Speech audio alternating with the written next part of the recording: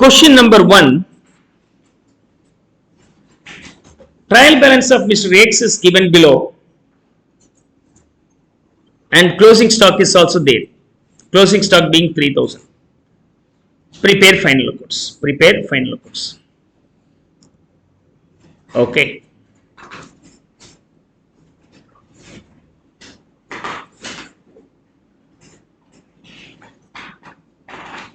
Now,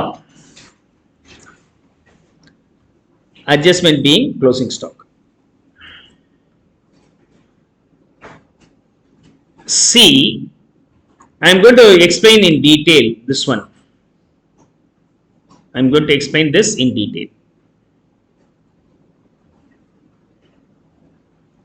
First, listen.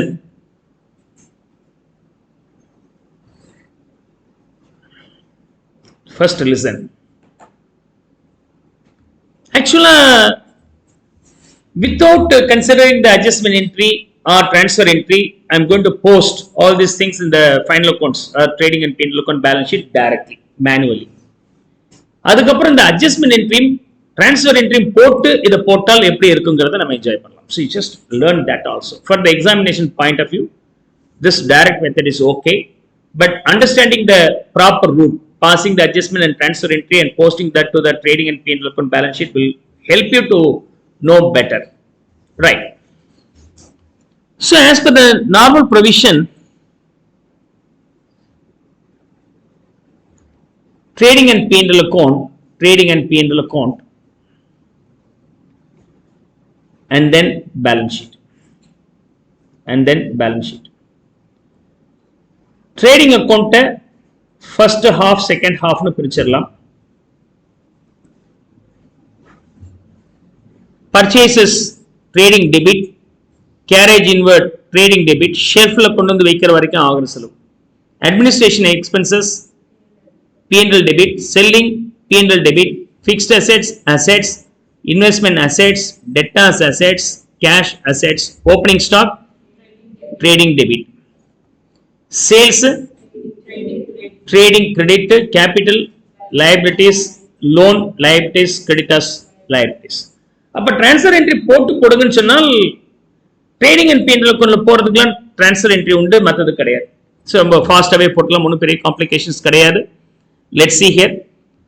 Purchases, carriage inward and opening stock. So to opening stock,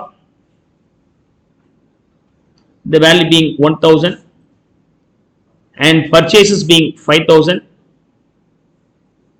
Purchases being 5000. Carriage in being 1000.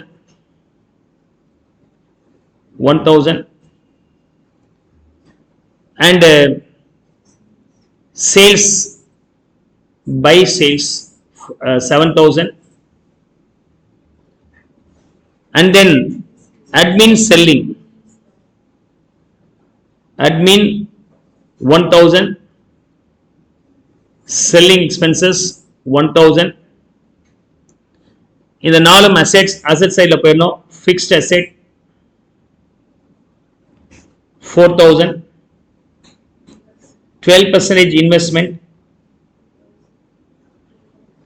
2000, debtors personal asset also an asset 1000, cash real account 1000, and capital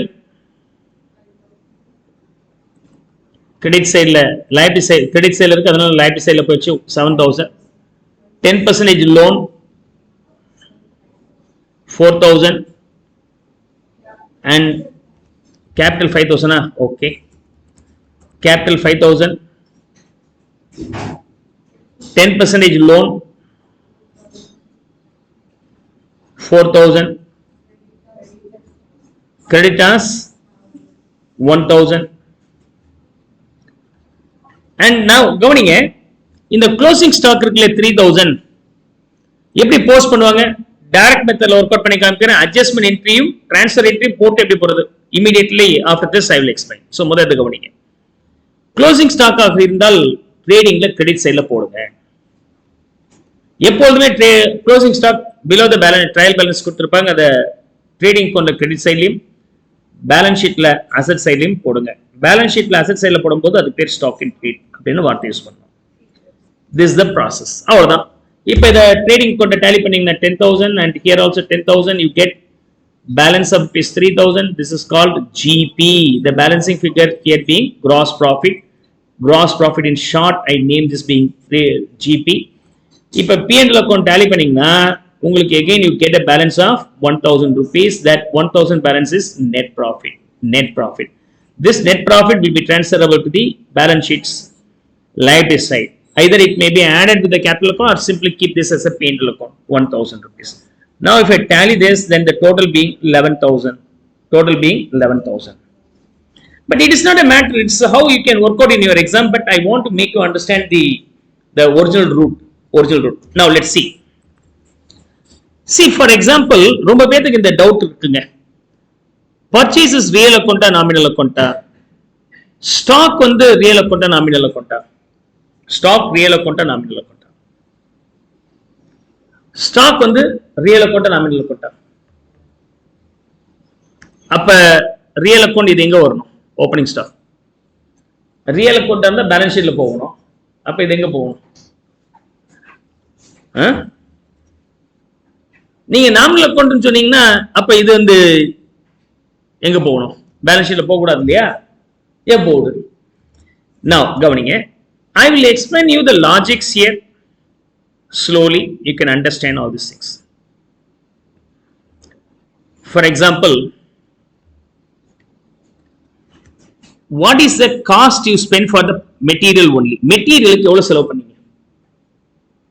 What is the cost you spend for the materials? Goods வாங்குறீங்க விக்கிறீங்க இல்லையா? அந்த வாங்கி வித்ததுல எவ்வளவு செலவாச்சு? வாங்குனதுக்கு எவ்வளவு செலவாச்சு? Sir ஆரம்பத்துல ஒரு 1,000 இருந்துச்சு sir. அதுக்கப்புறம் ஒரு 5,000 வாங்கினேன் சார். ஆரம்பத்துல 1,000 இருந்துச்சு, திரும்ப 5,000 வாங்கினேன். எவ்வளவு வித்தீங்க? 7,000 ரூபாய். என்னங்க 1,000 ரூபாய் ஓப்பனிங்ல இருந்துச்சு, நீங்க 5,000 ரூபாய் வாங்கினீங்க அப்படின்னீங்க, 6,000. 7,000க்கு வித்தீங்கன்னா 1,000 தான் லாபமா? சார் விற்காம கொஞ்சம் ஸ்டாக் இருக்கு சார். அப்ப அது செலவு இல்லை இல்லையா? Those unsold stock is not the expenses. Those unsold stock is not the expenses.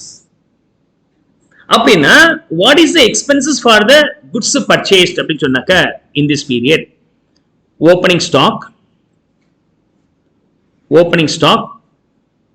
1,000, purchases 5,000, ஆக மொத்தம் 6,000 ரூபாய்க்கு ஸ்டாக் வச்சிருந்தேங்க.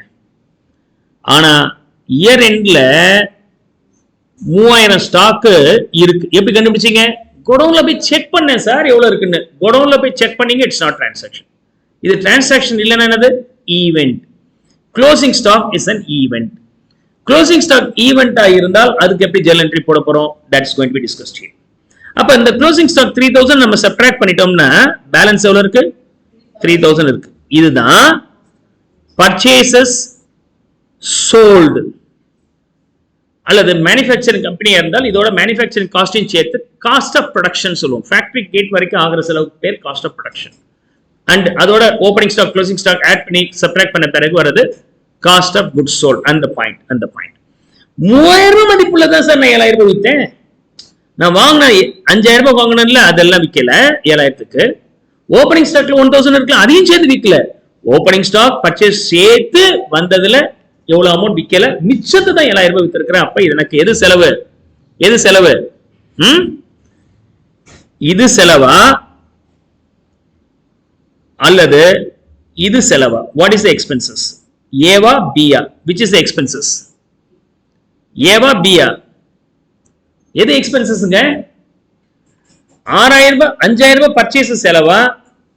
பர்ச்சேசஸ்ல எவ்வளவு வித்தீங்களோ அது செலவா? செலவுன்னு என்ன அர்த்தங்க? What is called expenses? Payment gives me benefit within the year. I cannot enjoy anymore na the expenses. Payment gives me the benefit for more than 1 year. Then it is an asset.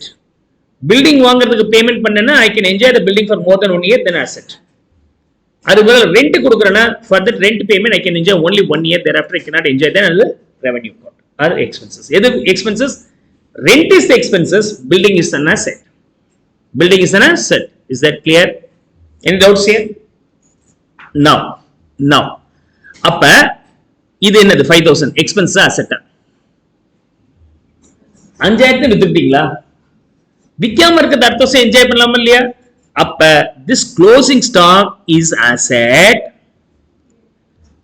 This 3000 guarantee expenses. This 5000 A portion expenses, A portion asset. And 5000 ஒரு portion asset, ஒரு portion expenses. அப்படின்னா purchases is not purely, the purchase is not an expenses. CA bookல ரொம்ப அழகா define பண்ணி இருக்காங்க. This purchases is called real account. This purchases is called nominal account. இது adjusted purchases அப்படிங்கிற வார்த்தையை யூஸ் பண்ணியிருப்பாங்க. Once the opening stock, closing stock adjust பண்ண பிறகு என்ன purchases இருக்கோ, that purchases is real expenses to be transferable to the trading and P&L account. அதை மட்டும் தான் நீங்க trading and P&L account transfer பண்ண முடியும். Any doubts here? Now, let's see here. Next component. Okay. How to pass the entries are here? Entry எப்படி sir pass பண்ண போறீங்க? How do you pass the entry?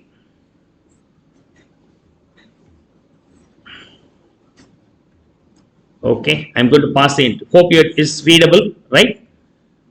So entry pass பண்ணும்போது first நான் என்ன பண்ண போறேன்? I'm going to pass the adjustment entry. என்ன pass பண்ண போறேன்? Adjustment entry. You have to understand what is called adjustment entry first of all. Adjustment entry na enna, adukapram transfer entry na enna. Let me finish up the adjustment entry first of all. Then I will make you understand the transfer entry. Adjustment entry. Trial balance போடும்போது எது விடுபட்டிருக்கு தெரியாததனாலயோ இல்ல கண்டுபிடிக்கிறதுக்கு late ஆகும்ங்கறனாலயே போடாமல் விடுபட்டதுக்கு பேர் omission கிடையாது. இது adjust பண்ண வேண்டிய என்ட்ரி. இப்போ நான் அட்ஜஸ்ட் பண்ண போறேன். எதை அட்ஜஸ்ட் பண்ணனும்? only the closing stock. ஏன் சார் ட்ரையல் பேலன்ஸ் போடும்போதே போட்டுக்க வேண்டியதானே சார்? அப்ப தெரியாது. போட்டாச்சு, இப்பதான் கண்டுபிடிச்சிருக்கிறேன். அப்ப இதுக்கு என்ட்ரி எப்படி பண்ண போறேன்? க்ளோசிங் ஸ்டாக்குக்கான entry is not applicable as a transaction entry. It's an event. அப்ப ஈவென்ட்க்குரிய என்ட்ரியா போடலாம். ஈவென்ட்க்குரிய என்ட்ரி ஒரு ட்ரான்ஸ்ஃபர் என்ட்ரி மாதிரி போடுங்க. க்ளோசிங் ஸ்டாக் அப்படிங்கிறது என்னது? அசெட் தானே. அசெட் வந்து டெபிட்டா கிரெடிட்டா? அசெட் டெபிட்டா கிரெடிட்டா? Debit. Always debit, right? So balance ஷீட்ல அசெட் சைடுல டெபிட். சோ க்ளோசிங் ஸ்டாக்க நான் வந்து என்ன பண்ண போறேன்? டெபிட் பண்ண போறேன். Stock in trade. ஸ்டாக் பிராக்கெட்ல க்ளோசிங் டெபிட் 5000 சாரி 3000 எங்க கொண்டு போய் அட்ஜஸ்ட் பண்ண போறேன்? to purchases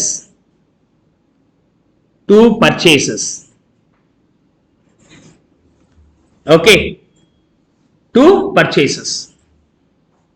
என்னப்பா பண்ண? purchasesல கொண்டு போய் க்ளோசிங் ஸ்டாக்க சப்ட்ராக்ட் பண்ணி இருக்கறனா இல்லையா? purchases என்ன balance? Debit balance. Closing stock வரும்போது அது வந்து அசெட், அதை டெபிட் பண்ணும்போது பர்ச்சேஸ் என்ன பண்ணும்? குறைக்கணும்னா என்ன பண்ணியாகணும்? கிரெடிட் பண்ணி இருக்கணும். அதான் பண்ணியிருக்கிறேன். ஓப்பனிங் ஸ்டாக் இப்போ என்ன ஆகுது? should be added with the purchases, right? so இப்போ நான் ஆட் பண்ணனா என்ன நடக்க போகுது? purchases debit to stock account. purchases debit to stock account. என்ன ஸ்டாக் அது? Opening stock. சோ இந்த என்ட்ரி நம்ம போடல. இந்த என்ட்ரி போட்டிருந்தோம்னா அட்ஜஸ்ட்மென்ட்க்கு தேவை இருக்காது. சப்போஸ் அஸ்யூம் பண்ணுங்க ட்ரையல் பேலன்ஸ் இன்னும் போட்டு முடிக்கல. we have not prepared the trial balance. இன்னும் ட்ரையல் பேலன்ஸ் போடல. ஆனா என்ன பண்ணிட்டோம்? அட்ஜஸ்ட்மென்ட் என்ட்ரி பாஸ் பண்ணியாச்சு. we have passed the adjustment entry already. Adjustment entry pass பண்ணிட்டோம். அப்ப இப்ப ட்ரையல் பேலன்ஸ் போடுங்க sir. Trial balance inclusive of what? All adjustment. Trial balance inclusive of all adjustment. Debit side and credit side. அப்படின்னா purchases எங்கிட்டு போடணும்? Debit side. After incorporating these two adjustment entries. After incorporating, அதாவது நீங்க purchase account open பண்ணுங்க. Debit side 5000 ரூபாய் இருக்கும்.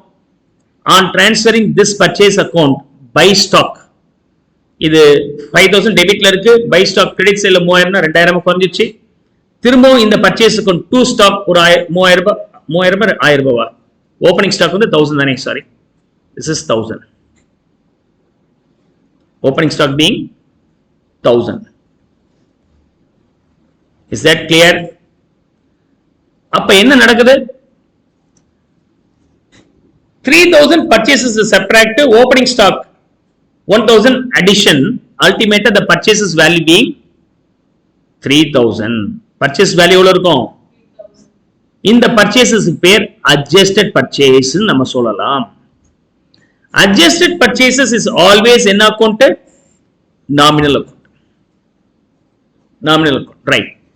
Carriage in ஒன்னும் பண்ணல, adjustmentல ஒன்னும் இல்ல. Carriage in value being 1000. Admin expenses நான் ஒன்னும் பண்ணல.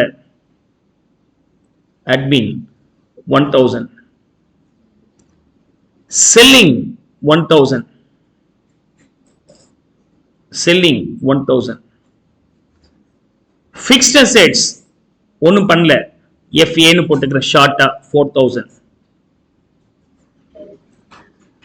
Okay.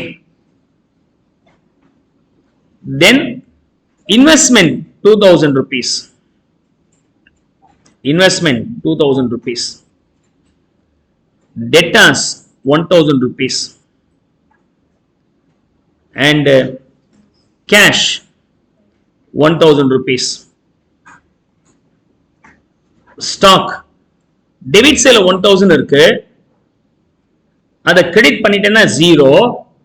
திரும்ப ஸ்டாக் வந்து டெபிட் சைடுல ஒரு 3000 வருது. நீங்க ஸ்டாக் அக்கவுண்ட் ஓபன் பண்ணீங்கன்னா டெபிட் சைடுல 3000 இருக்கும். டெபிட் சைடுல இருந்தா ட்ரையல் பேலன்ஸ்ல டெபிட் சைடுல போயிடணும் இல்லையா? ட்ரையல் பேலன்ஸ்ல டெபிட் சைடு தானே போணும். So stock account being 3000. என்ன ஸ்டாக் இது? Closing stock. சோ ரொம்ப பேருக்கு டவுட் வரும், sir closing stock trial balance குள்ளார வருமா? வரும். எப்போ வரும் க்ளோசிங் ஸ்டாக் ட்ரையல் பேலன்ஸ் குள்ளார? When the adjustment entry for the stock is already completed before the preparation of the trial balance, it will appear in the balance sheet, means trial balance. எதுல இருக்காது? adjustmentல இருக்காது. ஆனா opening stock will disappear here. Rest of the things credit sale இருக்கிறது sales. Sales 7000. Capital 5000. Capital 5000. 10% loan or loan 4000. Creditors 1000. Get me the total here. I think 17,000. 17,000. Now next, இப்பதான் நமக்கு பக்காவான trial balance கிடைக்குது. எதுவுமே மிஸ் பண்ணல sir, எல்லாமே record பண்ணிட்டு அவ்வளவுதான். இதுக்கு மேல ஏதாவது அட்ஜஸ்ட்மெண்ட் பண்ண வேணாம், எதுவுமே பண்ண வேண்டாம் சார், எல்லாம் கிளியரா பண்ணி வச்சிருக்கேன். இது மேல ஒரு இதையும் அட்ஜஸ்ட் பண்ண வேண்டாம். Can I go for preparing the trial balance, final accounts? Of course. இப்போ இது வந்து நான் ஃபைனல் அக்கவுண்ட்ஸ் ப்ரிப்பேர் பண்ண போறேன். ஓகே, இதுல இருந்து ஃபைனல் அக்கவுண்ட்ஸ் ப்ரிப்பேர் பண்ணும்போது டைரக்டா நீங்க டெபிட் கிரெடிட்னு பார்த்து போடலாம், அல்லது routed through what? Transfer entry. Routed through transfer என்ட்ரியாவும் நம்ம போடலாம். Let's see here. I am going to pass the transfer entries here. Transfer entries.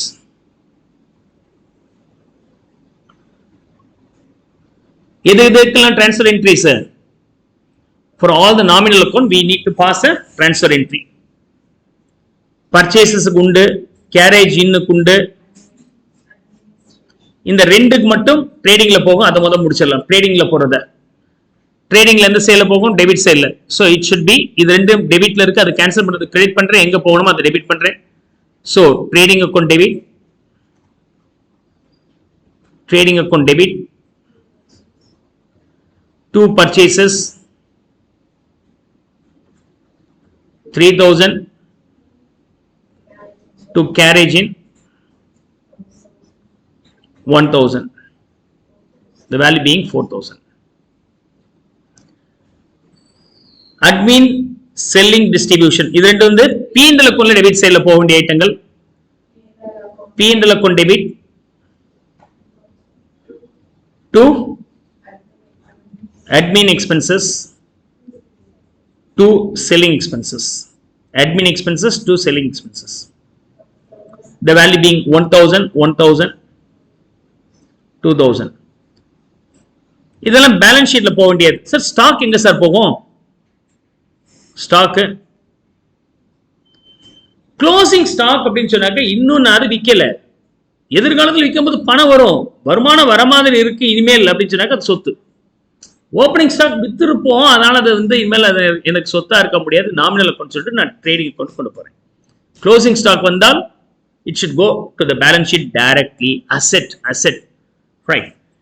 அதே மாதிரி கிரெடிட் சைடுல we have only சேல்ஸ் எங்க போகணும்? ட்ரேடிங்ல கிரெடிட் சைடுல போகணும். அப்ப சேல்ஸ் கிரெடிட் சைடுல இருக்கிறத கேன்சல் பண்றதுக்கு நான் டெபிட் பண்றேன். Sales account debit to trading account, the value being 7000. இது தவிர மிச்ச மூணுமே liability சைடுல போக வேண்டியது. மிச்ச மூணுமே liability சைடுல போக வேண்டிய ஐட்டம்.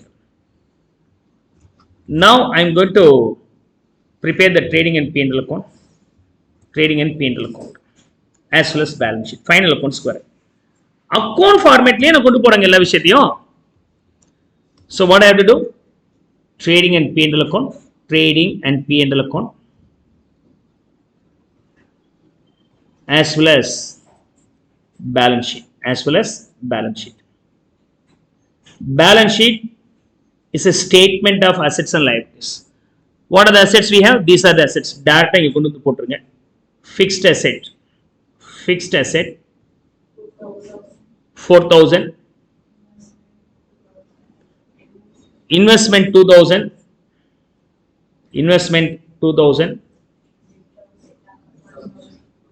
debtors 1000,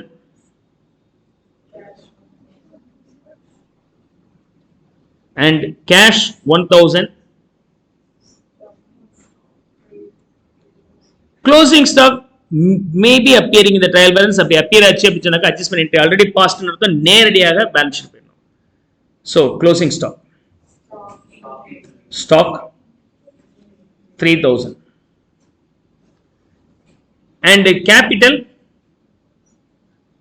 அது liability சைடுல எடுத்து எழுதணும். ஷீட் கிரெடிட் சைடுல இருக்கிறதெல்லாம் நம்ம liability சைடுல போயிடணும். Loan value being 4000, creditors being 1000.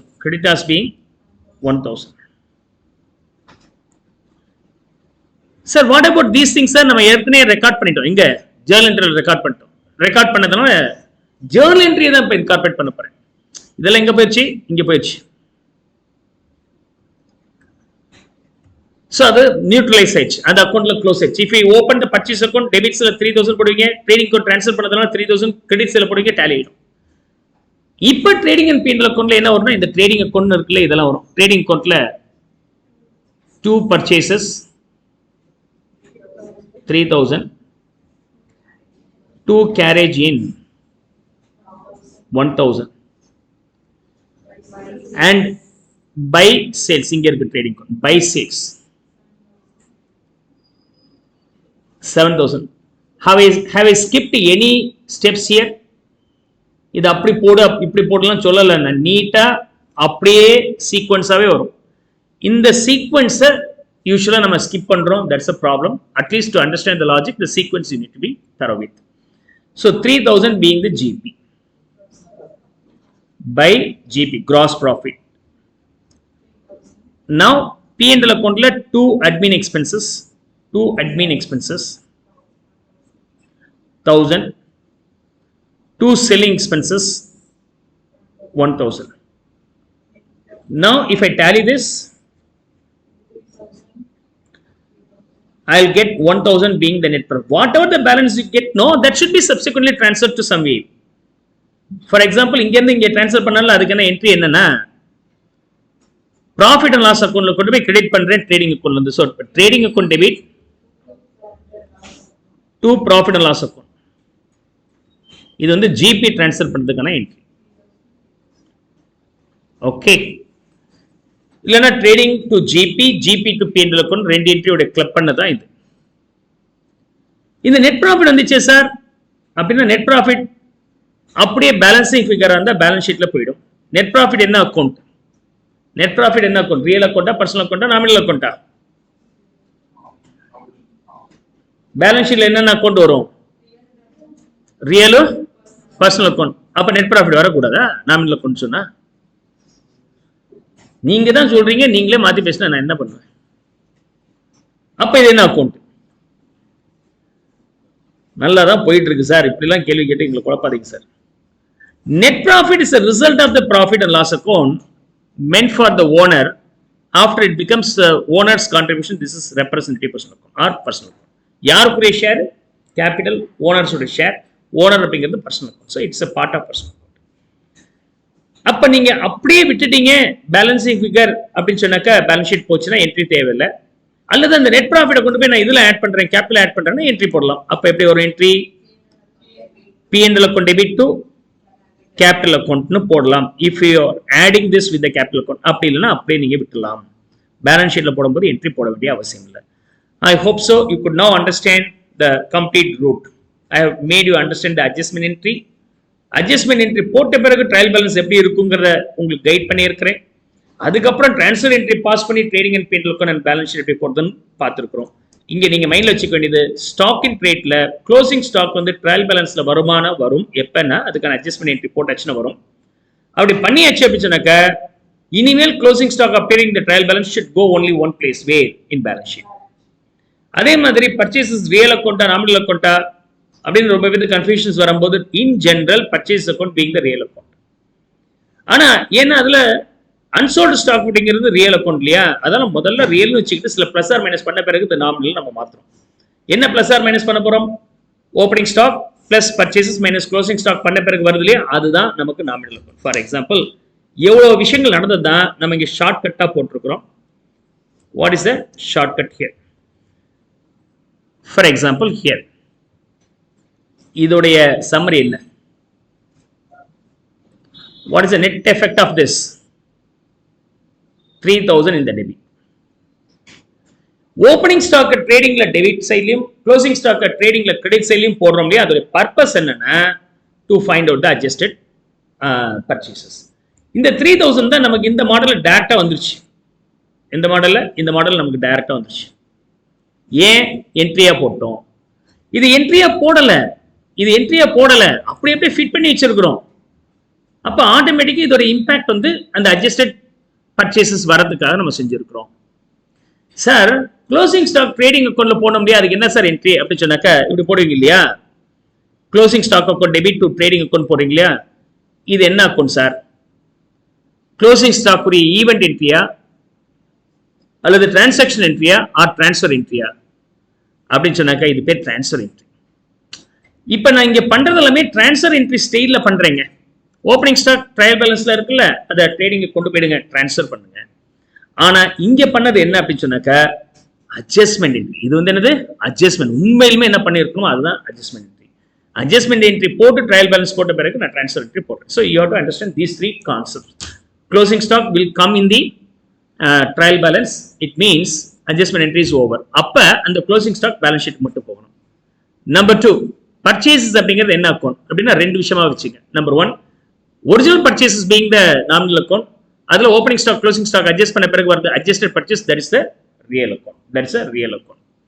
Okay, மூணாவது பாயிண்ட் மைண்ட்ல வச்சுக்க வேண்டியது, இங்க பாஸ் பண்ணது பேர் இந்த அட்ஜஸ்ட்மெண்ட் என்ட்ரி இருக்குல்ல, ஈவென்ட்டுக்கான என்ட்ரி மாதிரி ஒரு டிரான்ஸ்ஃபர் என்ட்ரி லாஜிக்ல நம்ம சால்வ் பண்றோம். Is that clear? Come on, make note of it.